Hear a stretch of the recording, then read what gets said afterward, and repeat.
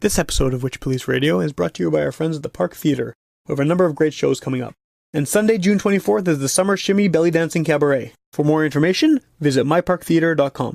This week's episode of Witchpolice Radio is brought to you by Fourth Quarter Records. It's a Winnipeg-based label and recording studio home to Threepeat, as well as Eggs Solo Projects and Charlie Feta. You can find their merchandise, including the awesome new Threepeat hoodies, online at fourthquarterrecords.com. And if you haven't seen these things, you should definitely check them out. I mean, a lot of local artists are wearing them right now, and it's very cool to see the support from across genres. As soon as those Threepeat hoodies came out, I've been seeing all kinds of people posting on social media, and it's, people in rock bands, electronic music, soul music, whatever.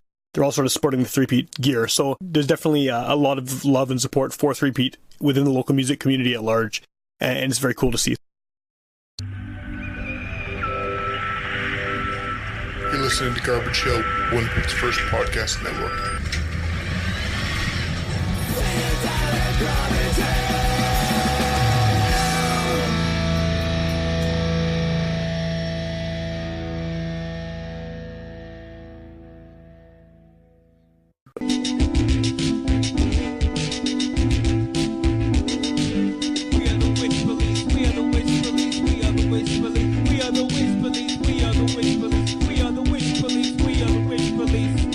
Welcome to Witchpolice Radio. I am in the food court once again, where I seem to always be every second episode now. Amazing. It works though. It's a good spot. And I guess to introduce you, I mean you've been on the show previously, but under different circumstances. I mean, you were on the show maybe 3 years ago at this point. I think so. Maybe two. I don't know. It was a while ago. Yeah. I don't know. Had I lost all the weight? No. Oh, okay. So there you go. So it's been a while. It's been 2 years then. For sure. Yeah, for sure. So you are, I guess, the artist formerly known as Abstract Art Form. Yeah. And now you're just going by Shay, right? Yeah, I deaded my rap name and started. I have a new album coming out that's a little bit different than traditional. So I figured with the change in how I look, losing 80 pounds, with the change in music, with everything, I just decided that I'd go. Just start fresh? Just start fresh, cool. Yeah. Well, we're not necessarily here to talk about your new music. I mean, I'm definitely interested in hearing your album when it comes out, but we're here to talk about the festival. Yeah. Northern Touch Music Festival, which this is the second year? This is the second year, yeah, for sure. So last year, I started a music festival, and a few people helped me out along the way. Basically, it came off the heels of a Manitoba music meeting that was trying to basically bring in more hip-hop artists to discuss some of their challenges and successes that they had faced. I had been obviously touring as a hip-hop artist for a long time. I've been to like North by Northeast, and like I've been to Canadian Music Week. I've been to all those things. Yeah, you had quite a few high-profile. Yeah, a lot of the festival stuff. All great places to go to, all great festivals, but definitely I would say one of the things that I had to notice was that hip-hop was typically marginalized or underserved, and there wasn't really enough for it. So I figured, why not design something that's a little bit more leaning towards hip-hop, R&B, and soul. And then with Manitoba Music having that meeting and seeing the support that was there, I just kind of ran with that. Last year we had 35 showcase acts over a 2-day period. This year we've got way bigger, right? This one we've got about 75 showcase acts, and then headliners. We're down at the Exchange District at the Cube, and that's June 29th to July 1st. We've got like 30 delegates coming out, 15 from international places, like some booking agents from Europe, some booking agents from Atlanta, like all that type of thing. So lots of business, lots of education, 2 days of panels, and 3 days of music. So that goes well beyond just a festival. I mean, obviously the music performance part is a big aspect of it, but there's all the learning and everything there. Yeah, absolutely. It's a professional development-based festival, so it definitely leans into the fact that there's some foundational education that needs to take place in the hip-hop community, and just trying to organize it, professionalize a little bit more everybody, and basically from that spins off all the sort of peripheral stuff that happens, like there's scenes, there's kind of groups of people that get together. Last year after we did the event, we noticed that a bunch of people would do like shows together and like just that type of connection. So do you think it was that education part of it was something that's missing? I mean, locally, there's so many rappers, right? I mean, there's always. I don't think there's ever going to be like a problem having a hip hop community, but do you think I think the education is the huge part about it. I was asked the same thing on another radio interview. What how the longevity, like what's the idea for longevity and how's it going to last. Sustainability comes from the education. Education is huge. We don't really have this type of education in Canada, not on this kind of platform and this sort of level. Right. And then connecting us with inroads to Europe, festivals out there that are showcase based, that are education based, and then of course festivals in Atlanta. So the big difference is, I would say, is the education. We have people coming out. 22 of the acts are from outside of Winnipeg. That's cool. 3 of them are international. One of them is driving 33 hours just to come up to do the education, to do one-on-one meetings and mentorship. So it's really important. It's something that's like high value. Well, I feel like you've always been kind of, and we probably talked about this last time you were on the show, but it's been a while, so I forget. But I think you're one of those guys who has kind of been, I don't know how to even put it, but you've been very successful doing what you're doing in terms of like reaching beyond Winnipeg. I've done a lot of work outside of Winnipeg, and I did a lot of work with American artists, and I've done a lot of work with like Europe has some new ones that I'm working with and that sort of thing. There's a lot of people locally, in the community who are incredibly successful here and get really good critically acclaim, and a lot of people come up to their shows. But that whole other aspect of it, of breaking out of the Winnipeg scene and becoming more international and becoming more known, is just not there, I guess. Right? Yeah, it's all about developed inroads and like hitting glass ceilings. That's the thing, is that I think a lot of artists do hit that like kind of glass ceiling, and I've always stepped up in challenges like that. And I think some artists get a little frustrated with it. So this is a way for us to basically say, like, there are ways out. And this is a way to show people, to guide them through that process. All I want to see is the hip-hop community in Winnipeg to be strong, a place where people want to come. I want Winnipeg to be a destination city, and I believe that our diversity and our culture really speaks to hip-hop music. So and that's why there's so many like really incredible hip-hop acts coming out of Winnipeg, just because the diversity of things, all these different influences coming together, and then mixed with the Winnipeg influence, whatever you want to call that, right? And totally. Through, and I think it's a bit of a Winnipeg mentality too, that we just like we feel like we're not good enough. So I think that I want to prove to people that like in a group and like all of us together, we are definitely worth it. Okay. Do you think that this is like maybe the type of resource, like this festival, this conference, that is available to people in other genres of music? Absolutely, yeah. Folk and country and things like that. There's definitely these kind of events, right? Like totally. So there is a lot of support for the singer-songwriter, folk, country, all that sort of thing. This leans towards hip hop, but please, like, I hope that everyone who's in a band is listening and basically knows that yes, it's for everybody. Well, so we actually have, awesome. So like letting everybody know that yes, absolutely. The panels will speak on one of the interesting things that hip hop has is different routes to success. Sure. So there's kind of more creative DIY ways to success that maybe doesn't exist in or hasn't been spoken about or tapped into for a lot of like bands and stuff like that. Right. So there's alternative it's like a ways. Kind of punk rock DIY thing, but sort of, yeah, exactly, and a different way of approaching things. There's different ways of marketing stuff. There's different ways of like all that. Not only that, but some of the people that we have coming out are from our booking agents that aren't just hip hop oriented, and we've got like people like David Landreth coming to talk, who is not obviously isn't deep in the hip hop scene. He has done a lot. And obviously has done a lot. So essentially, it's like it's for everyone. We also have the one-on-one meetings, which will be with again people. For instance, Sneak Attack Media is going to be out from New York, and they do social media and kind of marketing, but they are not genre specific. So I mean, it's definitely worthwhile to come out and check. And actually, if I can say this, we probably have a better chance of you doing more business as a rock band at this hip hop festival because of the fact that we're small and that we actually dedicate ourselves really to the artists that are present because we're growing. So it's not like going to somewhere like CMW that's so big. It's so huge, you don't get noticed. You don't get noticed. Like we'll literally do what we can to make sure you meet the right people and that sort of thing. So that's cool. No, that's awesome. It's nice to see. I feel like one of the things that's come up constantly on this show, just no matter who I'm talking to, whether it's like a 7-year-old folk singer or like a 20-year-old rapper, punk band, whatever, like, is that because the way the music business is now, where everything is kind of to a point just DIY, because you have to do the marketing part of it, you have to do the promotion part of it.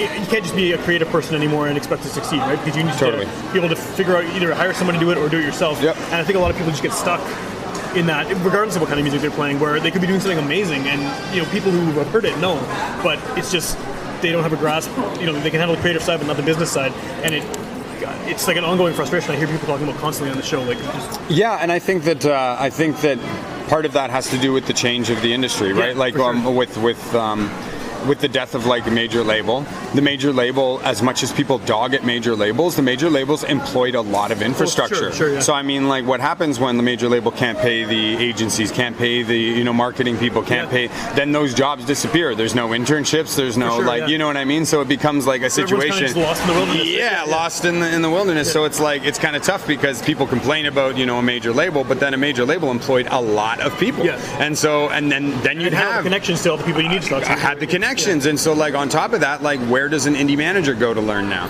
So I mean, you can come to these conferences and you can learn a little bit from other managers and just find out ways that they've approached things. I know that Anthony from 3Peat is going to be there and talking about himself as like an independent manager for a hip hop group, which translates to whatever genre. But being in that place, like, typically that would have been like an actual manager would have taken these managers under their, like, indie managers under their role. And like that doesn't exist anymore because of the whole, just the way that it's all been like broken down now. Well, it's funny I'm mentioning Anthony because I mean 3Peat's been on the show a few times and Anthony's been on himself as well.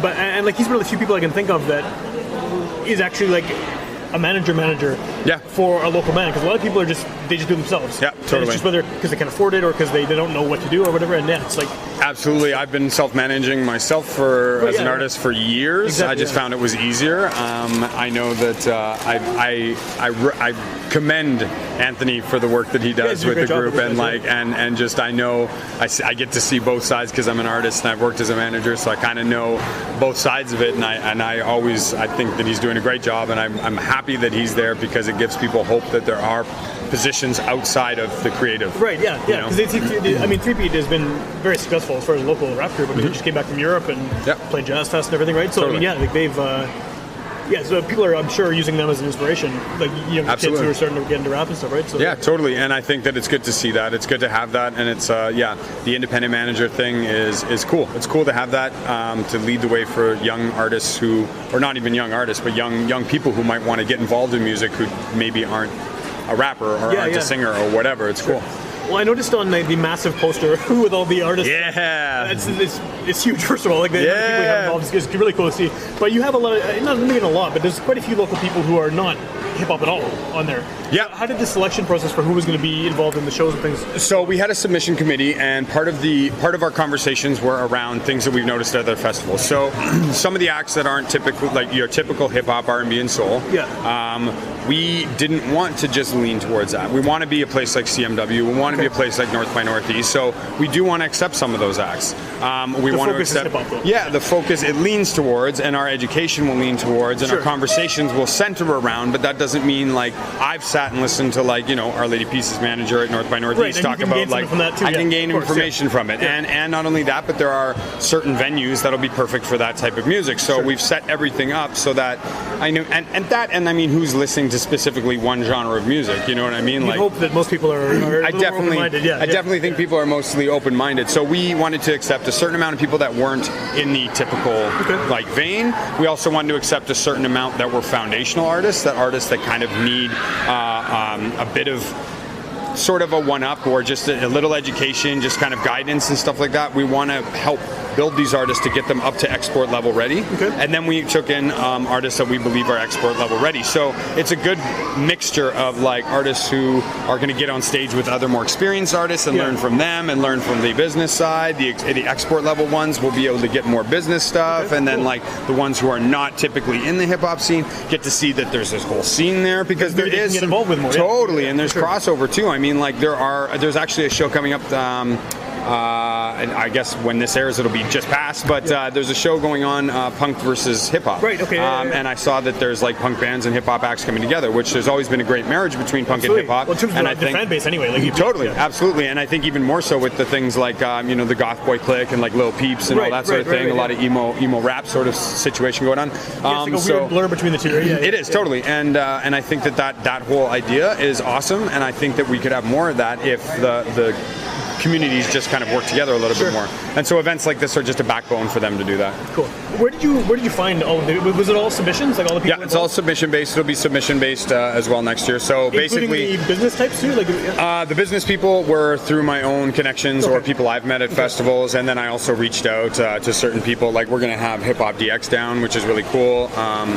Sharath or Tommy, he basically linked with him on LinkedIn, and just kind of I developed relationships, but I also broke bread with some people and tried to just like break down some doors and like get them to hear about the festival. And word spread really quickly as well, so that was another big thing within the business kind of community. Yeah, for sure. Well, how well did this do last year? Because I remember seeing a lot of hype online about it last year, and then I didn't. I wasn't able to go, so I didn't hear anything about it afterwards until all of a sudden, boom, there's this huge poster. You're doing it again, right? Yeah, it went really well, obviously, because we've doubled in size, and we've we've increased by like probably 8 times the sponsors we had last year. That's awesome. And just generally participation looks like it'll be 3 times the size. It's grown big and it's grown fast, and so what I'm looking at doing in the coming years is just doing a lot of data analysis, looking into like how much we're affecting the economic impact here in Winnipeg, affecting like just kind of looking to see who our core fan base is, who the core people are coming out, what people are gaining from it. So it's still in its learning stages, but I mean it's all that information I'm going to take just to design a better festival every year. Cool. So. And how many people are involved in actually putting this together? Obviously, I'm a director, and then there's another director, an interim director, Pauline, who is working in sponsorships, and then there's also 2 coordinators, Jessica and Justin, and then we have another volunteer staff. Katie is coming on, and she's going to be leading about 45 volunteers that we have. Oh, wow. So there's quite a few of us all working together. That's awesome. There's also a board of directors. We became a nonprofit this year, which is a big change for us. Huge, and so we have our president, DJ Bunny, and Lisa Muswagon is also on the board. Ryan Reyes is on the board as well, and Rhonda Phenom Thompson. So, and those are all people who have involvement in the scene for years, right? Like, totally. Yeah, it's really cool to see. Like DJ Bunny has been a DJ for a long, he's been on the long foundation. time. Totally. And so he just was the perfect choice, in my opinion, to be president. So. Well, I guess that gives us some legitimacy too, right? I mean, it's like a new festival. Like, oh wait, this guy's involved. Of course. These people are playing at it and stuff. So absolutely, for sure. And this year, I'm actually really pumped about the headliners. Last year, we only had 2 headliners. Both of them are great. One of them is coming back this year. She's going to be one of our sole headliners, Tessa. But this year, our 4 major headliners are, we've got Toki Wright, who was a member of Rhymesayers and Soul Tools. He is a rapper from Minneapolis. And then DJ Miss Britt is a DJ from Minneapolis. We also have Dayburger coming from Brooklyn. And then we have Merce, which is the big name coming from LA on the 1st. So. How much, obviously, like you mentioned at the top of the show, you have your own album coming out, your new album coming out, you're still a performer, you still make music. How much time does this festival take to put together, and how do you balance being an artist and doing the business side of things here? I don't know how I do it. I'm going to be 100% honest with you. I have no idea. I probably sleep maybe 4 or 5 hours a night, if that. And and like I don't know how I'm doing it. I'm just doing it. I guess like I try not to think of it in the big picture because it starts to really give me anxiety. I just take every day as it comes. I answer my emails. I try to do everything just like one step at a time. Going to the gym is a big part of my life now, obviously, and so just like a stress release kind of thing? Well, and it's like it's something that I need to kind of keep myself steady. But basically, I think. I don't know. I just keep going, and every day I just keep trying to figure something else out. It's tough, though. Like, the new album is rolling out at about the same time. My first single comes out on June 22nd. So I'm just kind of, like, trying to keep the two separated because I don't want people to think that it's my platform or anything like that. You're not even playing the show. I'm not even playing any of the shows, So for me, it's not... I'm trying to build something that I can walk away from in probably like 5 years. I know it sounds crazy. On your own stuff, right? And just focus on my own music. One of my goals. One of my goals is to actually like perform at the festival that I started. You know what I mean? And like be involved in the back end. Totally. So that would be really cool. But other than that, it's tough. It's tough to balance it. But I've got a strong, support at home. My girlfriend's amazing and my son's great. So it's good to have like strong people in your life. Sure. Well, I'm super interested in the festival just because we're in September 30th, which is apparently International Podcast Day. Nice. We discovered this. I don't know anyone who celebrates it, but we found this amazing. Out. And we're doing a Manitoba Podcast Festival. I think I saw that actually. It's going to be a bunch of panels and getting people involved in how to record a podcast, how to do interviews. That's things so like that. dope. So it's the same kind of idea on a much smaller scale. It's one afternoon and a few panels. But I definitely am going to kind of take some ideas from what you guys are doing because that's sick. I think I saw Matt Cundill. Matt, do you know Matt at all? I know the name. I think I saw maybe he was mentioning it or something like that. So that's cool. That's really cool. I like that. So it's the same kind of idea, but amazing. Again, much smaller. So it's. I've been involved in festivals too. Back in the mid 2000s, we had the Winnipeg Ska and Reggae Festival. And I was on the board for that, and that was like we had like 8 people, and it was a huge pain in the ass to just get anything done and get people to come out and all this stuff. We had these headliners coming in from Jamaica or whatever, and it would still be like like a fight to get people to come out to the show because of how Winnipeg is, I guess, like in terms of. Yeah, I think that I think one of the things, it's the education. I really have to say that the education is a really key part of it. Like if you bring business out here and you bring out people that are there to educate, to mentor, there's a lot more to it than just music. And I saw the success of things like North by Northeast and CMW. All the panels and all the training and all that. Yeah, totally. And the training is a big deal. And people wait all year for that sort of thing. I know people who've been waiting all year and even just doing their homework and trying to get all their stuff ready. And each year they can kind of gives them sort of like each year they can benchmark to try to like bump up from last year. Totally. And every year if you go, you'll know that you're getting better and better, and then you know that you're not stuck in the same place. Right. And that's hopefully we want to do this, I guess, right? Yeah. People coming back every. Cool. Totally. Are you going to be able to enjoy the festival as a spectator, or are you too busy running around coordinating things? I am going to. I hope to, with 45 volunteers and the team that I have, to be able to enjoy most of it. I want to be. I just want to check in on people, make sure that everybody is like comfortable, make sure everybody's enjoying it. One of the biggest things that I'm actually like, I mean, I'm there for the artist, for sure, but I'm really interested in like how we can turn Winnipeg into an international like music city. We're known as a music city, we are, for sure. But like internationally, I really want to make that kind of the actual like point, like the a touch destination. point. Yeah, like a destination city. Like when I think about South by Southwest, it's like who would go to Austin, Texas, really? Right, but that's the reason you go. That's the reason you go. So this is kind of what I'm trying to think about when it comes to the festival. Like how do I take care of the delegates? They're staying at like our sponsor hotel, which is the Mirror Hotel, which is beautiful. It's right on the waterfront. Cool. And they're doing some stuff with Chibo, so it'll be like it's a very cool first introduction. To Winnipeg. Yeah, definitely. And is it all in the Cube? All the performances, the outdoor stuff is at the Cube during the day, and then the after parties take place at La Carnita, 4th and Palomino Club. Okay. So it's literally right on McDermott, and it's like 5-minute walk. And then the education takes place at Rachel Brown Theatre and at the Roblin Center, 160 Princess. So it's all within a few blocks. It is within a block of each other, basically. The furthest is the hotel, which I think is a 6-minute walk or 7-minute walk. Not too bad either, right? Not bad at all. Yeah. Are there? So is it like daytime sessions and then nighttime show? Or? Friday and Saturday will be daytime panels from noon until 4, and then from 4 to 8 there's a little bit more closed session workshops. It's open to the public. You can go down to 160 Princess, Roblin, and you can pick up a pass for the entire festival for $50, which is music and education. Or you can pick up an education pass for $25, which gets you into all the workshops and all the panels. Yeah. Or if you want, alternatively, you can go for $10, just go to the 4 hours of panels, and then $10 can get you into the 4 hours of workshops at the afterwards. Or if you want to go to an after party, it's just $10 to each door at the after party. But I highly recommend just picking up a pass. Right, I mean, it's like you got everything covered. It's $50. It's not that much money for 3 days of music and everything. Sure. We'll have a beer garden down at the Old Market Square. Just big thanks to like the city of Winnipeg for helping guide and the Exchange District for helping everything make everything happen. And basically, we're just trying to make it a destination place, and it's a fairly decent price point, so it's accessible to a lot of people. And well, and a good location too. It's the Cube, obviously, right? I mean, especially coming right at the end of Jazz Fest, basically.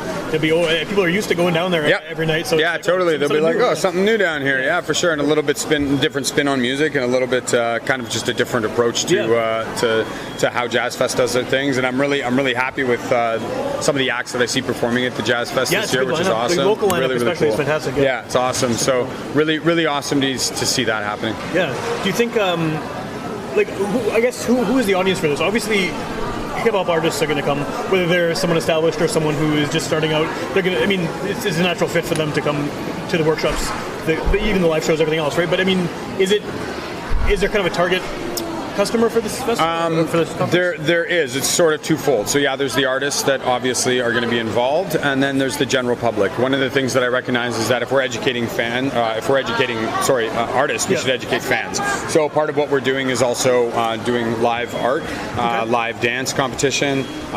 We have a pop-up museum in 4th that's going to happen. That's going to have a bunch of archive stuff and information from old, like all 1980s music videos and stuff that Bunny's been collecting and posting online. Oh, that's amazing. And then we have art that'll be posted up in there. So you can go to 4th. There'll be an exhibit there.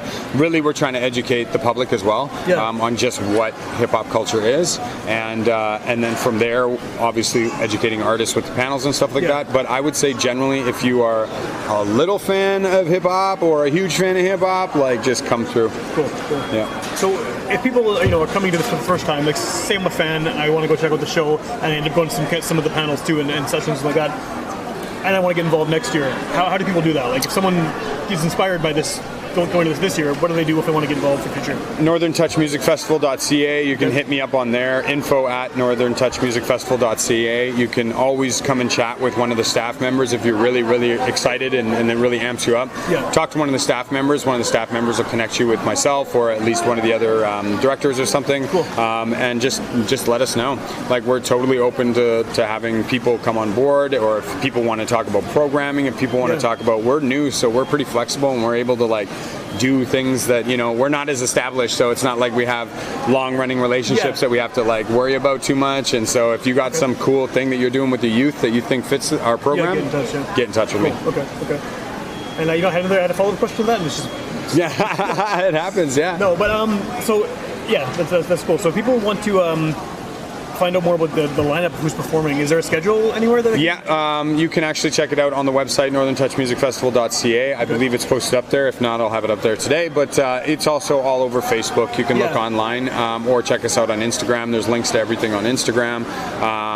Basically it's down to the Exchange. It's free at the Exchange, so 5 until midnight every night.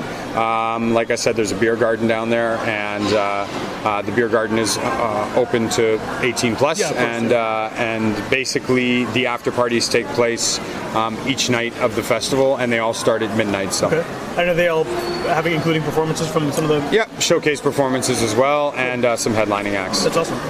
Cool. And then if people want to buy tickets, I know you mentioned earlier, but just want to the easy link is bit.ly capital NTMF and then lowercase passes, NTMF passes, basically bit.ly. And are they available at any physical locations? No, we're doing basically registration online, and then you can come pick them up at 160 Princess. So, and then on day of, physical can be purchased at 160 Princess at the Robland. You'll see a bunch of people, all of our volunteers there and stuff like that. I'm sure you'll be hyping it up on social media. Yeah, you'll see it for sure. So if you're interested in passes, definitely just hit us up. Awesome. Okay, and then if someone wants to, I know we're not really discussing your music here, but if someone wants to check out your stuff, since you're here, you might as well plug it, right? Like musicbyshay.com. SHEA is my name. You can check me out at Music by Shay on everything. I've actually officially deaded the abstract art form name, so you can find it on the internet if you want. If you want to go and look it up, but it's a different person, and so my new music is like a lot more soul and a lot more singing and a lot different. So cool. Okay, awesome. Yeah, if people want to hear more episodes of this show, go to witchpolice.com. You can find the Abstract Art Form episode. That one's not dead. It still exists. Still there. Yeah, it's still there somewhere in the archives. But you can also tune in on UMFM on Sundays at midnight. If you happen to be listening to the radio at that time, you can hear older episodes of this show that kind of get revived. So, I mean, right now we're recording this shortly before the festival. By the time it airs on UMFM, the festival will be long over. But hopefully it's successful. It'll happen again next year, so you can kind of get hyped up for it that way. So. Definitely. I appreciate it. Thanks a lot, guys. No problem. Thanks.